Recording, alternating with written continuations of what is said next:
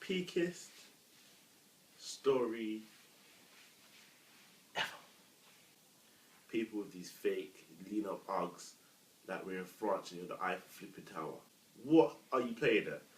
I see someone, yeah, I swear down, it didn't even say Uggs. It said slippers on the back of it. What's going on with the world?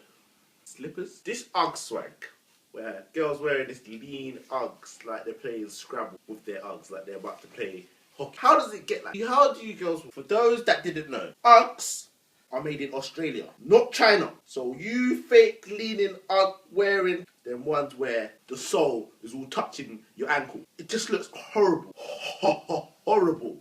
Like, I can't even explain it. If you're gonna buy fake Uggs, just say you're on the grind, innit? Like, don't act like you got real Uggs when you got a fake, unauthenticated. I